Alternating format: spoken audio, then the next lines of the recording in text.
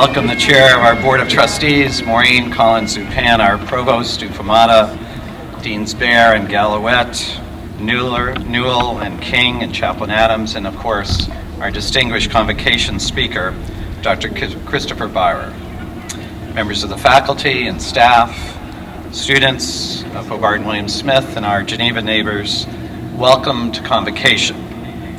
On this Labor Day, we especially honor the working men and women of this country, and we honor the workforce who have served Hobart and William Smith for nearly 2 centuries, and who in many ways, both literally and figuratively, have built this institution. Their dedication has allowed for the opportunities that we enjoy today.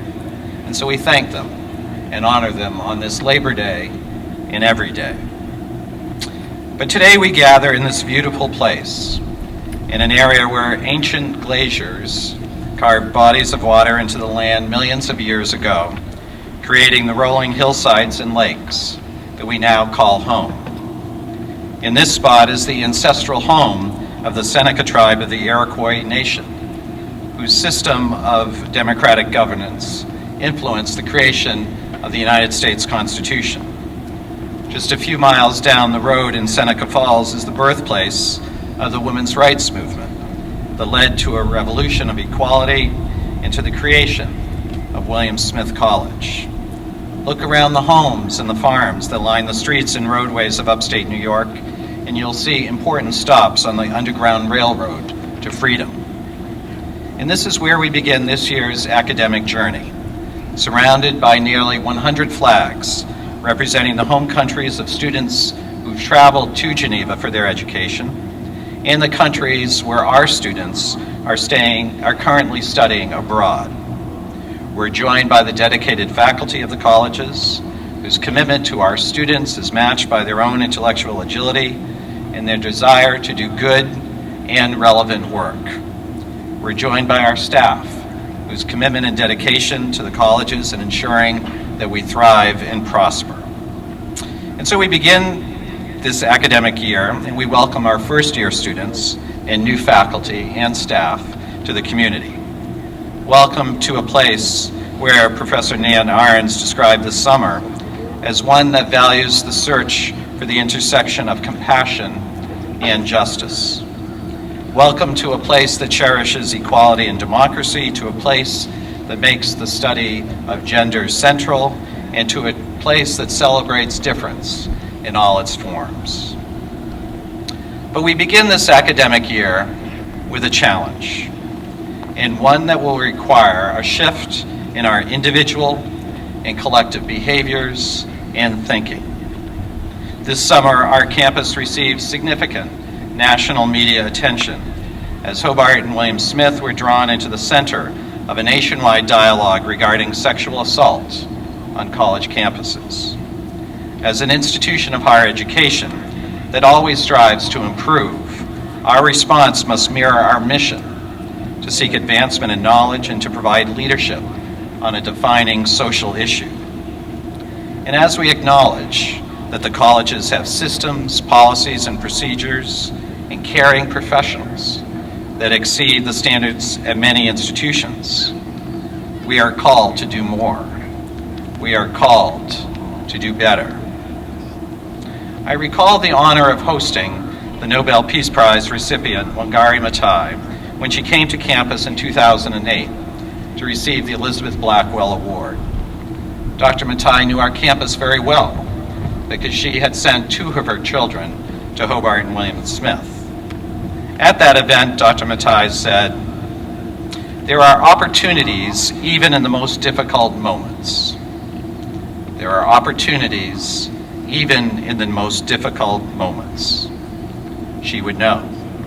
She fought intolerance and ignorance to create a movement in Kenya that has spread around the world, one in which peace is tied to environmental justice and sustainability. She was a firm believer that even in small acts, the planting of a tree, for example, can make a long-term difference, changing the trajectory of a person, a community, and even the planet. The Nobel Peace Prize recognized this by making her the first African woman and the first environmentalist to receive the prestigious Nobel Peace Prize. I've kept Dr. Matai's words close in the past several weeks, as I've joined with many members of our community to identify opportunities in this difficult moment. And I've been heartened by the outpouring of ideas and supports from our students, faculty, staff, and alums, who've all worked in collaboration and in good faith. They all seek to make this great place an even better place. And so we've expanded our Title IX office, revised policies, increased training around sexual misconduct and bystander intervention, and identified a suite of tasks designed to ensure the safety and well-being of our students.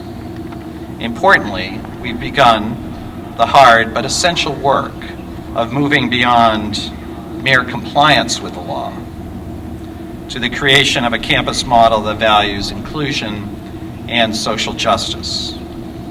The momentum behind this work has been purposeful and forward-leaning, and I'm grateful to the many in our community who've made this a priority. But I believe we can and should do more, for we have a strong history at Hobart and William Smith of exceeding just the required. Indeed, advocacy is a defining part of our history. We have an environment that values critical thinking and empathy toward one another.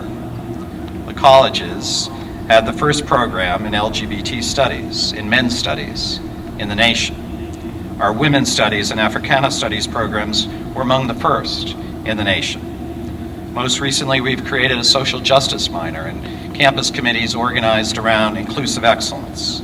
Students have rallied around efforts recently. Hope Happens Here, designed to foster an atmosphere of acceptance and inclusion. These efforts, over many decades, have resulted in significant and measurable change on our campus. But it's time to do even more.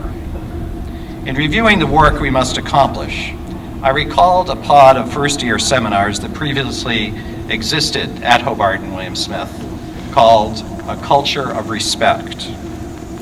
That phrase resonated with me because I believe we must think about our overall campus culture, our campus climate, and the changes that exist here as well as in society at large. From class to race to sexuality, underneath all of these challenges that exist in building a sense of community is the need, is the imperative for greater respect, a culture of respect. It's time to reaffirm our history, to capture the energy of this moment and foster a culture of respect on our campus. A culture of respect is one in which empathy, civility, diversity, and truth are valued and practiced. A culture of respect is one in which we seek to see the world from multiple perspectives, to participate in dialogue that lifts understanding and that cultivates a practice of listening, to understand marginalization and isolation as the byproduct of prejudice and hate, to show leadership and intervene even when it is inconvenient, and especially when it is difficult, to fight oppression while we also guard against bigotry in our own thoughts and actions. But we cannot cling to just abstracts. If we want to be better, we're called to do more. And so today, I call upon the entire Hobart and William Smith community, students, faculty, staff, and alums to join in this effort. I challenge all of us to engage in this honest, robust, and respectful dialogue that will be required to model programs and initiatives to better serve our students. We have the opportunity to be leaders in this contemporary social issue, honoring our legacy of engagement and activism. We have the opportunity to channel our renewed focus and energy on these issues and create the campus community to which we all aspire to be a part of, imbued with respect and empathy, civility, and compassion, one that truly prepares students to lead lives of consequence. I will ask everyone to join us in this effort. We need your ideas. We need your perspective. Our full campus dialogue must address 5 areas that will be essential for our enhanced culture of respect. First, as all of higher education joins with policymakers and others to address the climate of sexual violence, how do we create a climate of safety and respect that encourages appropriate social behavior while addressing necessary interventions around high-risk behavior? How do we ensure that all students feel protected with policies, with procedures that are fair, that are understood, and that are compassionate? How can the entire campus be engaged with training and awareness, assisted with technology, and aided by the benefits of a campus climate survey? Second, as the colleges commence a campus master plan, how can we ensure that our physical spaces, social, academic, and residential, fosters a culture of respect? How can we plan to enhance what is already a beautiful campus and ensure that it meets the needs of a 21st century student life? Third, how can we take advantage of our nearly 200-year history of progressive movements and tackling intolerance through what is learned in the classroom and outside the classroom? As coordinate colleges, we're in a unique position to leverage the heritage and the reality of gender-based support to our students. How can we utilize that heritage for today's and tomorrow's Hobart and William Smith students?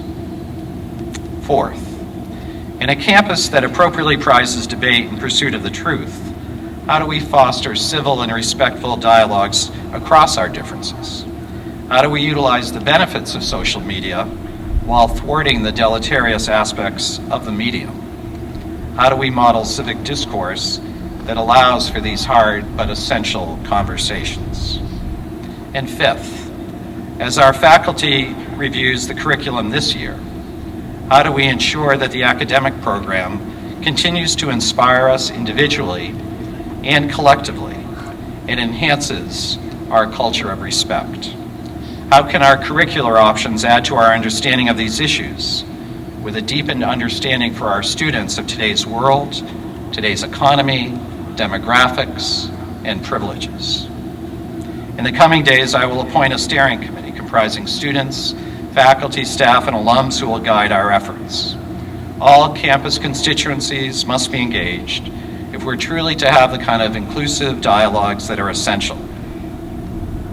But let's be honest with ourselves. The summer months have left us with a desire, a yearning, and a demand for meaningful change. But it's also left us with an opportunity to engage these topics of campus culture with purpose and conviction. Let us seize that opportunity. This responsibility may seem immense, but it's also, to me, exciting. We have the chance to enhance the culture of this very special place and model a campus dialogue that honestly addresses these issues.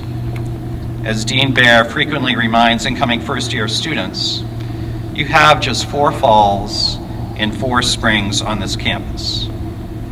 In many respects, a very short time, but an essential time for us to get it right. And that is our charge. And in so doing, we will bring honor and authenticity to our oft-stated goal of preparing students for a life of consequence. And so I open this academic year with enthusiasm. I'm grateful for the engaged work of our faculty and students and staff. I'm grateful for the leadership of our Board of Trustees and alumni and alumni networks. And I'm grateful for the kindnesses extended to my family in recent weeks. We have work to do, but take great pride in the dedicated faculty, staff, and alums who are committed to this place in substantial ways. Take energy from the dynamic student body, those newly arrived and returning students, and be inspired by this moment as we embrace our collective work to ensure that we learn, teach, work, and live in a culture of respect. Thank you, and good luck this year.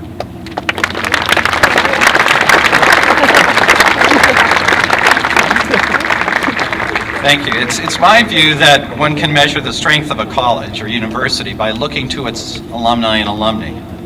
At Hobart and William Smith, we have extraordinary graduates in every profession and field making a difference in honoring their alma mater. Today, we're very fortunate to have with us one such alum, Dr. Christopher Byrer, from the class of '81, who is an internationally renowned expert on AIDS. His life-saving work advancing public health and human rights has changed perceptions and behaviors, improved the health of individuals, communities, and countries around the world. He is one of the world's leading epidemiologists, combining the fields of medicine, sociology, politics, religion, economics, and human rights. At the heart of his work is the notion that by looking at the challenges like HIV through multiple perspectives, and by treating individuals and communities with respect, change can result on a massive scale. He's a professor at Johns Hopkins University with joint appointments in epidemiology, international health, and behavior and society. He's the director of their Fogarty AIDS International Training and Research Program and has clinics and research efforts around the world. Like his father, he graduated from Hobart College, majoring in history, graduating cum laude, elected Phi Beta Kappa, earning his MD at SUNY Downstate and his master's at Johns Hopkins School of Public Health. The author of 190 papers, the editor and author of 6 books, including War in the Blood, Sex, Politics, and AIDS in Southeast Asia. He is the president of the International AIDS Society, the world's largest body of HIV professionals. He was a founding advisory board member of our own Fisher Center, and in 2013 was bestowed the Hobart Medal of Excellence, the Alumni Association's highest honor. So with pride in a graduate, and with the honor to present him at this convocation exercises, Dr. Christopher Byrer.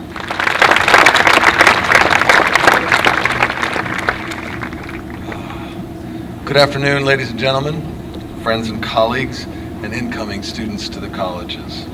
It's an honor and a pleasure, really, to speak to you all today, and particularly to those of you who are embarking on your academic careers here at the colleges. I want to speak to you as a former Hobart and William Smith student and as someone working on the interfaces of public health and human rights, of medicine and politics, and of gender and sexuality. But before I do, I want to thank Mark Guerin for the very kind invitation to speak to you all. And I also want to acknowledge my academic advisor when I was a student here, Professor Suzanne McNally, who was such a tremendous mentor and teacher during my years.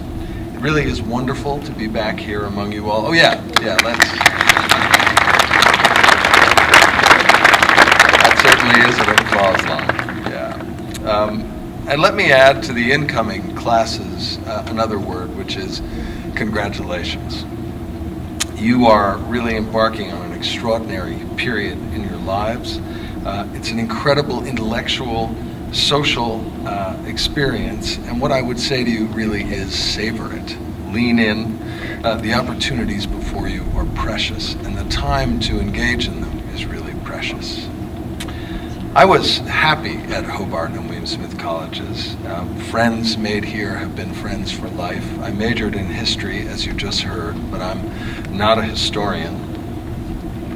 But I really feel that the work that my group does at Johns Hopkins University is built on a framework of interdisciplinary understanding in the liberal arts and sciences. And it really is a framework that I learned here in addressing complex human problems. And I was speaking at the event, the Hobart Medal, with President Guerin last December, and saying, that it really is striking that the work that we did here and that I learned here in medicine, in history, in anthropology, in the wonderful courses of so many faculty, it really has ended up being incredibly central to the work that we do in global public health. In my own work in HIV/AIDS, the fact is that we really can't escape the personal and social aspects of what is the greatest infectious pandemic of our time. And I'm just going to talk to you for a moment about HIV/AIDS because I think it helps frame to some degree what it is I want to talk with you about today.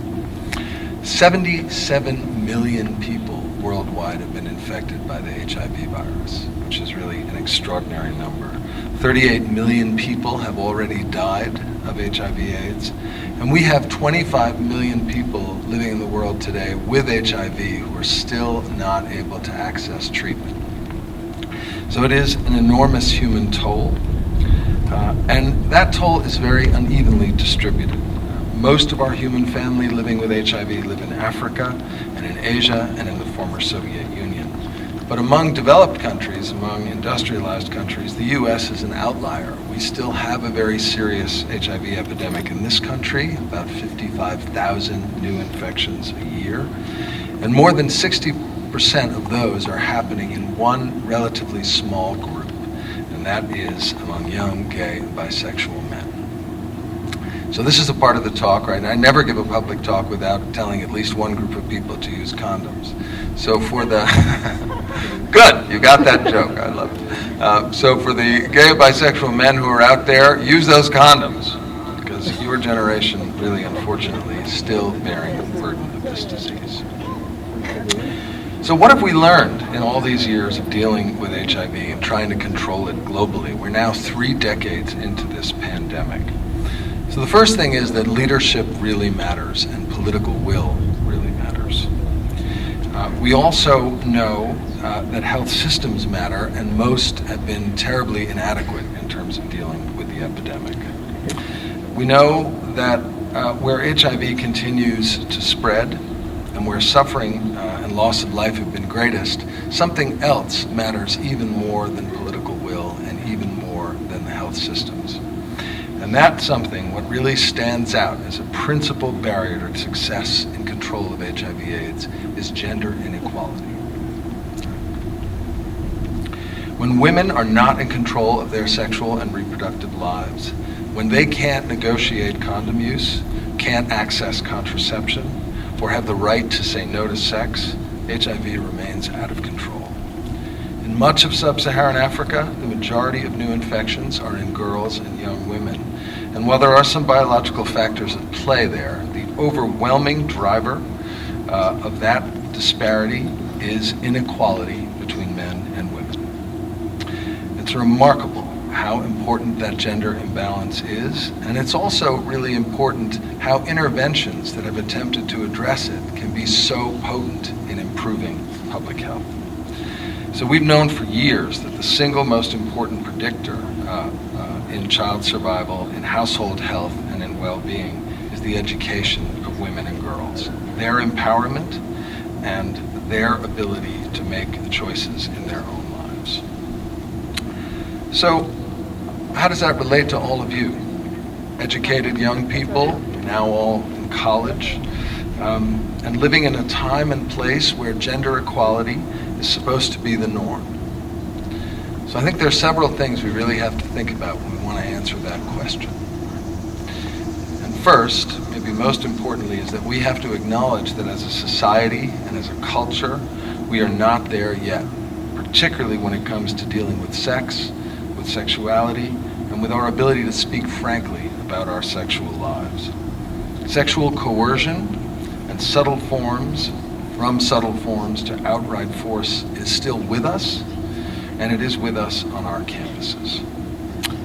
Substances, when abused, also have an incredibly important part to play.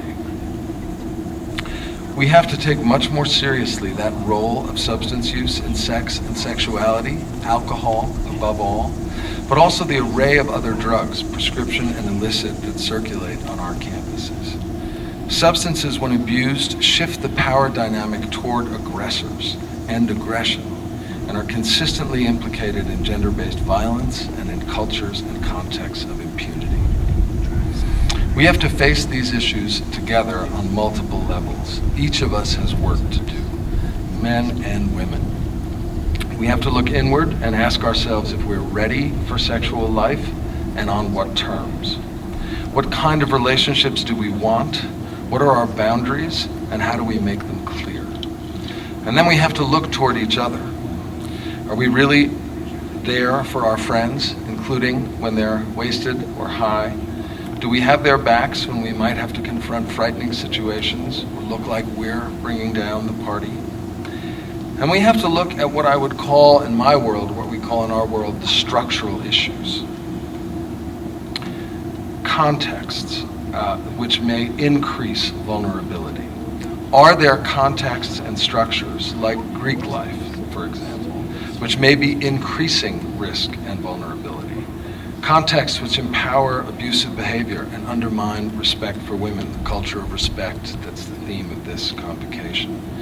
And if there are, what can we do to change them? Do we need reform or a fundamental rethink? Whether we're comfortable with these challenges or not, we have to face them. This is a national debate, and of course it's a global issue, but it's also a very personal one for each of us. Woman or man, gay, straight, questioning, or transgender, we each have to grapple with our own sexuality and with the kind of relationships we want and the ways we treat each other and wish to be treated. So let me just step back and say this is not an admonition to you all, but really a way toward deep and abiding fulfillment, toward real happiness and real growth. Because the best part of respect, of dignity, of gender equality is that they so profoundly feed the soul. Nothing feels better than taking care of others. Nothing is more rewarding than giving.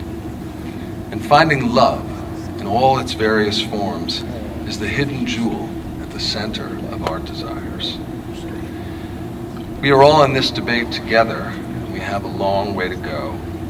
But as I look out to all of you, I truly am optimistic. Change is happening, and much of it is because you all are the most tolerant generation this country has seen in decades. Marriage equality wouldn't be happening except for you and the folks who are a few older than you. And I say that as a recently married gay man who never thought when I came here in 1977 at the age of 18 that I would ever have that right. That's an applause line too, by the way.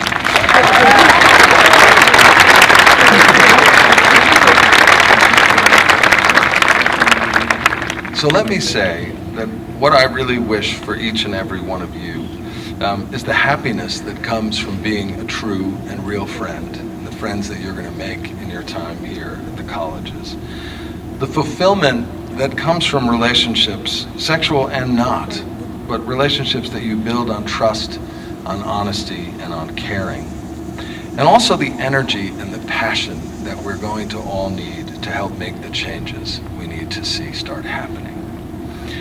I'd just say in closing that this really is an extraordinary opportunity, and I hope that all of you use it to its maximum and make this place even better for those who are going to follow on. Thank you and good luck to you all.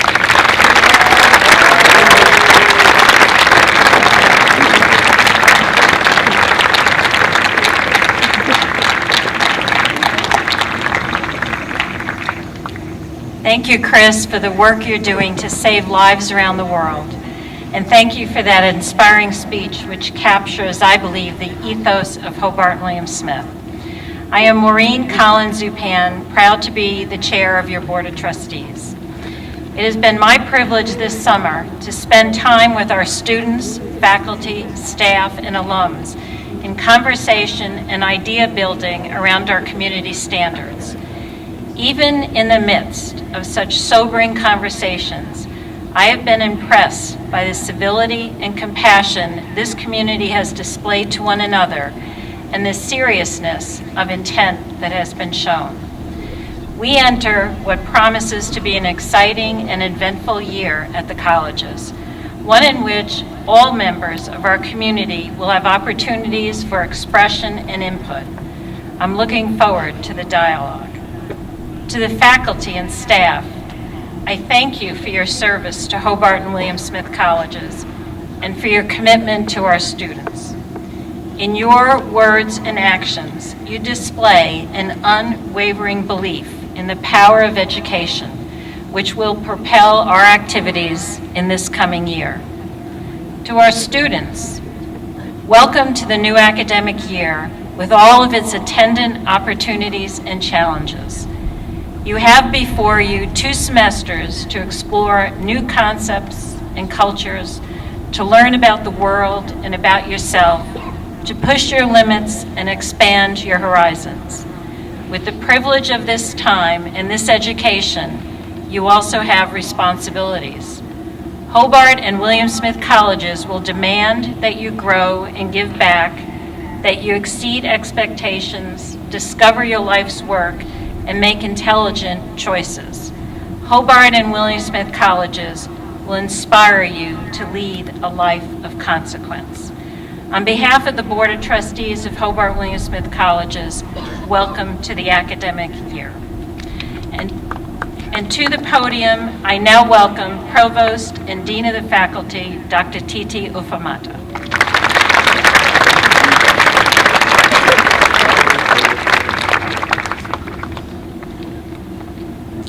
Good evening and welcome. Before I introduce our special speaker, I would like to recognize all faculty members who teach the first year seminar. May I ask that you please stand so our new students can acknowledge you if you're here and you teach an FSEM course.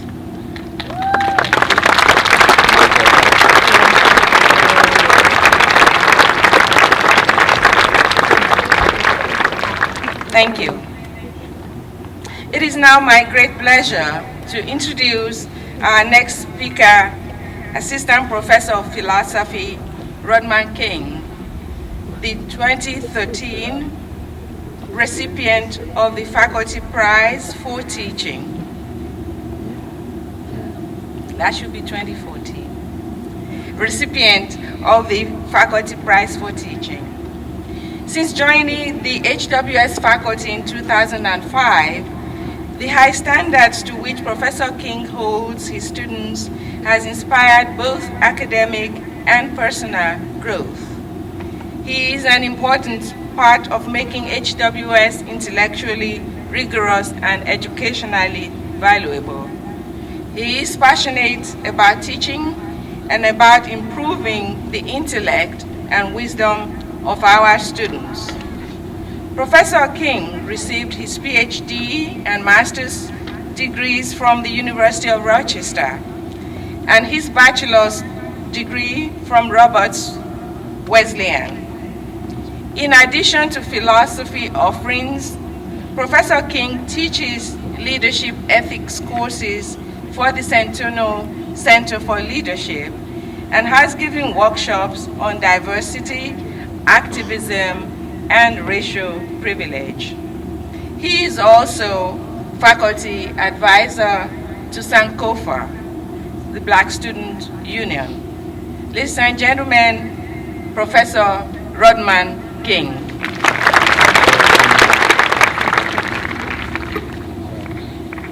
Good evening. I want to, first of all, thank President Mark Guerin, Provost Ufamata, and all of my faculty brothers and sisters, and all of you, all members of the HWS community, staff, students, parents if you're out there, trustees, and everyone else, for the opportunity to speak to you today.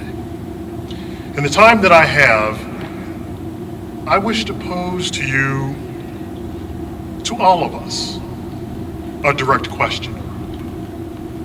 Where do we go from here? Now, on first blush, this may seem a rather mundane question. Many of you already know where you're going to go after Convocation. Some of you are going to go have dinner. Some will be at your house later. Others Others of you are going to go study, particularly the students in my FSA. If you are like my sons, you are currently planning to go and try and beat Destiny on the Xbox One. Others of you will go to your respective homes and so forth. However, I am asking a much deeper question of all of us that requires a much better answer. It is a question that calls upon us to deeply reflect on ourselves, on others, on our community, and the world around us. It is this more profound question that Dr. Martin Luther King Jr. asked in his fourth and final book. It is a question that is as relevant today as it was in 1967 when he wrote his book. I might even go so far as to say that our answers to this question are even more important, more relevant now than they were in the time of Dr. King. In order to answer this question, we need to be honest about where we are now, as a nation, as a community, here in Geneva and at HWS, and as individuals on our respective life journeys. Like Dr. King, we live in diverse, complicated, and a complex world. On one hand, great and impressive strides have been made in the pursuit of justice. Barriers have been broken down, hard-fought victories have been won. My very presence here speaking to you today is a testament to the work that has been accomplished. In many ways, we as a community, as a nation, have sown the seeds of tolerance and understanding in the fertile soil of love and reaped a rich harvest of justice and unity. However, on a daily basis, we are also confronted by a world that shocks us with its sheer brutality and callousness. We read, we watch, and witness horrific acts of violence, malice, and intolerance in Liberia, in the Ukraine, in Gaza, in Ferguson, Missouri, and even right here in Geneva, New York.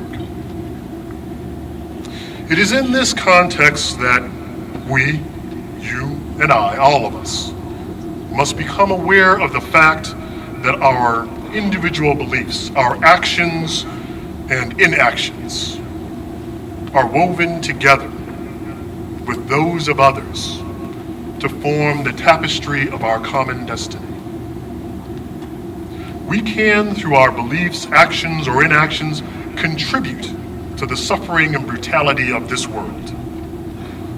We could join the chorus of voices that spew out vitriol and fan the flames of intolerance, that blame the poor for their poverty, that condemn the victim for their victimization, that judge the sick for their illness, that blame the oppressed for their oppression. We could delight in invalidating their protestations by reducing it to playing a card, the race card, the sexual violence card. We could rest easy on our privilege and power and wrap ourselves in warm blankets of ignorance, prejudice, and hubris. Conversely, we can, through these same means, our beliefs, our actions, promote the flourishing of individuals and communities near and far. We can actualize the promise of our future.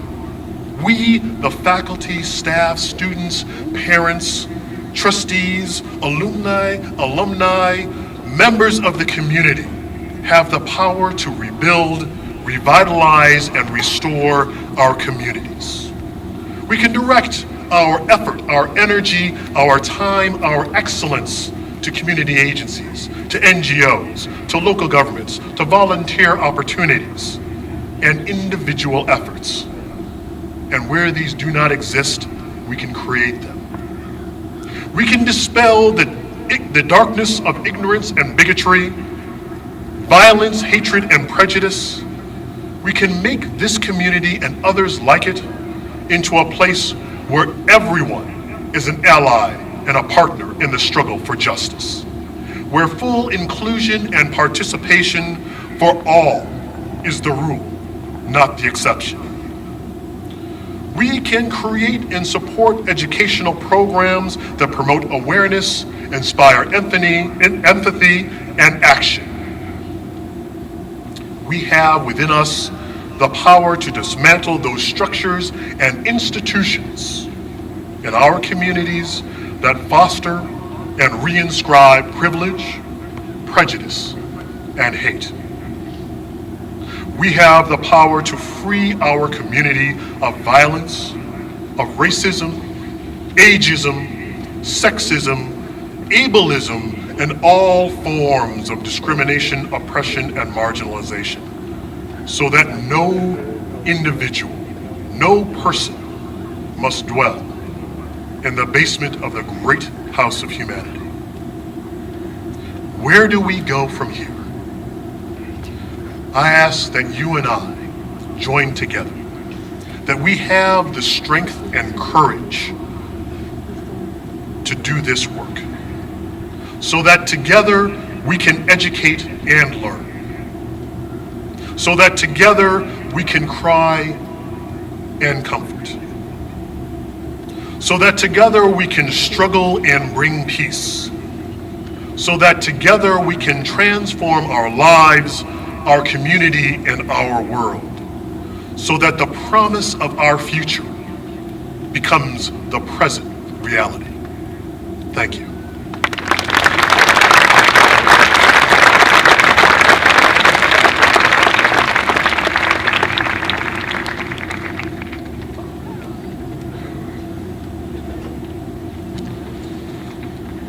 Thank you, Professor Rodman, for this great speech.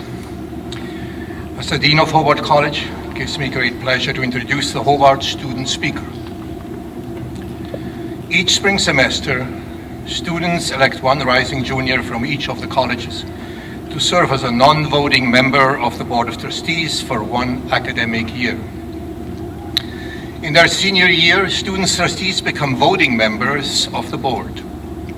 This year, that Hobart student is Nick Stewart, whom I have had the pleasure of knowing since his first year on campus. A senior from Buffalo, New York, Nick is an architectural studies major and a theater minor who is very involved in the performing arts here on campus. He was president and captain of the HWS Track and Field Club, vice president of student government, a member of a cappella group, A Perfect Third, and music chair of the Campus Activities Board. He's a member of Co-Share and stars in his own video series, Solving HWS with Nick Stewart. Nick.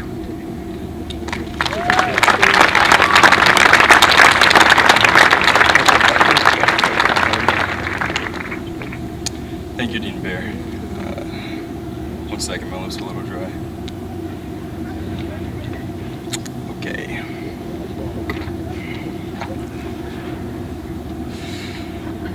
Good afternoon and welcome. To the first year students, congratulations on surviving orientation. It's a lot to take in. The enthusiasm of the orientation mentors, the separation anxiety of your parents and families, the experience of so many new things can be overwhelming. But I hope you have found the first day of classes refreshing. Entering college as a first year, I wasn't fully aware of the changes my life would go through, academically and socially. The responsibilities that I had to take on, and the excuses that I had to stop making. I was terrified, but I soon learned that if I became involved in something that made me feel comfortable, like I belonged, I would find my place on this campus. I joined about 7 clubs, and I was soon overwhelmed and overscheduled. I wasn't getting the downtime I needed and started putting my activities before my academics. And then I got my first C. Although no one was able to see my transcript, I was deeply disappointed in myself. That C didn't represent who I am or who I wanted to be. I grew up around people who have nothing but a dream to be someone, and to achieve something other than what we saw in our neighborhoods. It is sad to say that many of those people have not yet made a better life for themselves. Coming to college, I felt a responsibility and a purpose to stand out from the social construction of where I grew up, to create a future and a legacy that will allow me to make a difference in the lives of others. That C was a wake-up call. So I began to question my involvement. Were the activities I was prioritizing too much or impacting my life negatively? Were they benefiting me and others? I began to focus, and I grew up. Maturity does not only come with age and responsibility, it is also a sense of self and self-worth. I narrowed down my involvement to things I knew I cared about. I'm heavily involved in the performing arts, and I see it as expression, a method of teaching, and a way of connecting minds and hearts. As an actor, dancer, stepper, singer, artist, and architect, I have focused my energy. So ask yourself, what are things that you are involved in that you care about? Whether it is civic engagement, sustainability, social justice, athletics, performing arts, or biomedical engineering. Do not let anything hold you back from being who you are meant to be. Martin Luther King Jr. once stated that faith is taking the first step, even when you don't see the whole staircase. Step out in faith and be yourself, no matter what judgment comes your way. The purpose of attending a liberal arts institution is to experiment academically and find your niche. Find it, explore. No one will get what you do, and that is true. That is fine. Stay true to who you are by remaining positive, hungry, and focused. In doing so, you will become a leader. And when I say leader, I don't just mean the kind of leader who runs organizations or who runs for president. Instead, I urge you to become the leader that you see in yourself. Do something that makes you happy, and do something that influences someone else positively. Be the moving force that brings this institution into a positive light. Bring awareness and change to sexual assault and misconduct, to racism and homophobia, and to bullying and ignorance on this campus and on college campuses around the nation. We can indeed be the pioneers of a new era. An era where inclusivity is no longer something we are working toward. Dedicate yourself to those things that mean the most. Start a movement, join a club, do honors, graduate summa cum laude, volunteer as a Geneva hero, and commit to something that will enhance the growth of our campus community and the Geneva community. About 2 weeks ago, I began rereading one of my favorite sports novels, Friday Night Lights. There is a phrase about the town that resonates with me. This town had a deep and abiding sense of place and history, so unlike any other. Hobart and William Smith is that place. There is rich history on this campus, and you are the reason it continues. Every year, an incoming class further establishes this college's purpose, and I hope that you will affirm your beliefs by furthering advancing our institution. If you have transitioned from a high school graduate to a full-time college student within this past day, think of all the possibilities of what you make your experience, academically, socially, and philanthropically. Do not settle. Do you, and the rest will fall into place. With great pleasure, I welcome you home.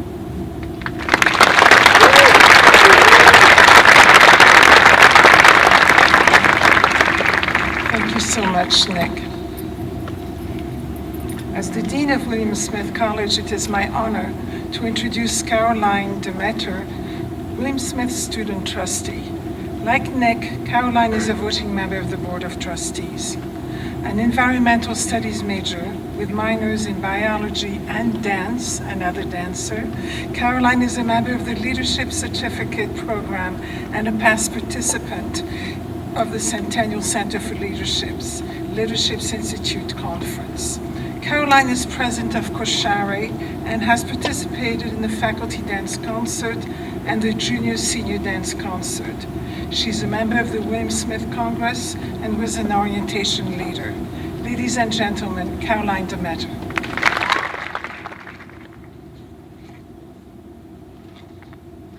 Thank you for the introduction, Dean Gallowet. Welcome back to campus, everyone, and welcome to Hobart and William Smith College's class of 2018. I can't begin to tell you how much I wish I could trade places with you right now and repeat my last 3 years of college. This past weekend probably seemed like the longest weekend of your life, but I promise you, college is going to fly by. This summer, I had the pleasure of interning for the Finger Lakes Institute here in Geneva. I highly recommend spending a summer in Geneva. Not only do you get to experience campus at the best time of year, but you also develop a new appreciation for Geneva and the Finger Lakes region. After speaking at an admissions student panel one Saturday in July, I left the event with a huge smile on my face. In light of everything our campus was dealing with, it was reassuring to listen to my peers reflect on their incredible experiences here at HWS. Our community is engaged, dedicated, and passionate about the work they do on campus for everyone within the community and making a difference in the world around them. Hence our motto, worlds of experience, lives of consequence. And that has been my experience of the colleges. For example, last weekend, President Guerin did the ALS Ice Bucket Challenge in his suit. He nominated me and 3 of my classmates to take the challenge. I remember during my first year at HWS, after attending one of Mrs. Guerin's Friday open houses, I called my parents ecstatic, letting them know I had just made apple crisp at the president's house. Little did I know President Guerin would eventually know my name or nominate me for the Ice Bucket Challenge. Anyway, after completing the Ice Bucket Challenge, I arrived back at my off-campus house with my housemate, and we realized we were locked out. There's absolutely no possible way of getting in. Our landlord lives in Buffalo, all the windows were locked, and it was 10:45 at night. After speaking with the Geneva police, we called campus safety in a panic. Although we had been told if you move off campus, campus safety can't help you, they were at our house within minutes. While I was still in my soaking wet clothes from the Ice Bucket Challenge, campus safety waited with us from 11 p.m. until 1 a.m. until a locksmith arrived. The staff at our school care about our well-being and will do everything they can to make sure we are safe and are provided with the services we may need. Our faculty is incredibly dedicated and so enthusiastic about our education. They want us to succeed. Not only do professors want to learn your name, but they want to learn about you and potentially be a mentor to you. Last semester in my plant biology class, my class made maple syrup over the course of a few weeks. And when our syrup was complete, our professor invited us over to her house for breakfast so we could all try it together.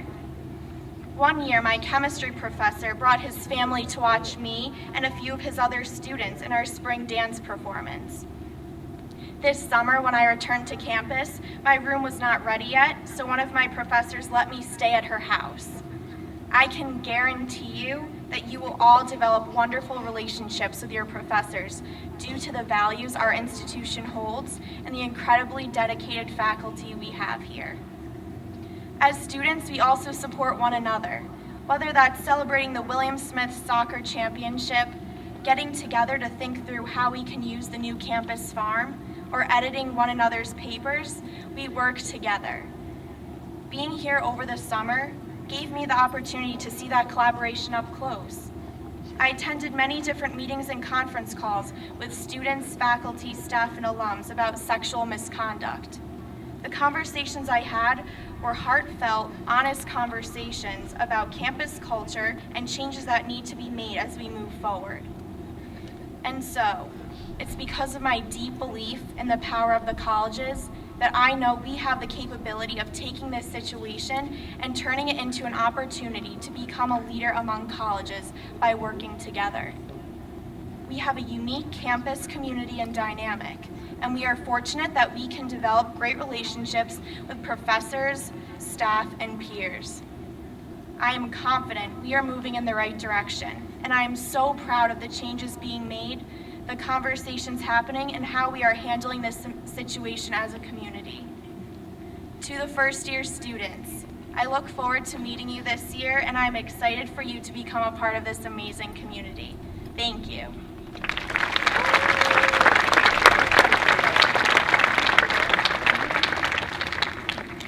Wow, great speeches. Nick and Caroline, thank you very much. Professor King, Ms. Zupan, and of course to our distinguished speaker, Dr. Christopher Bayer, for giving testimony to a life of consequence.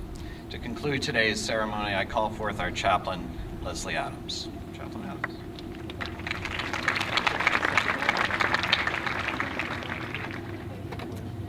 Sometimes religious people are called crazy. We believe one thing can be three things, or everything is one thing. We believe there was a beginning to time and there will be an end to time, but also that everything, including time, is eternal. We believe the light is both a particle and a wave. No, wait, that's physicists. We believe that two colleges are one college. Oh, wait, that's all of us. Actually, scientists and spiritual practitioners, historians and artists, athletes and sociologists, political science, and really all of us have something in common. We can all be called crazy. And it's a compliment, because we are crazy enough to believe that everything is connected. We are sometimes even crazy enough to embrace ambiguity, to live in the tension between two opposing truths, to seek balance through the practice of mindfulness, which scholars sometimes call critical thinking. Students, budding scholars, activists of all sorts, my prayer for you and for all of us as we begin this new academic year is that other people will be tempted to call us crazy, and we will understand that as a compliment. May we enthusiastically and respectfully claim the truth that we are discovering. May we allow ourselves to be moved by the truths of others, even when the truth of others pulls us to let go of our assumptions. May we embrace compassion and justice. May we begin making the promise of our future the reality of our present. Amen.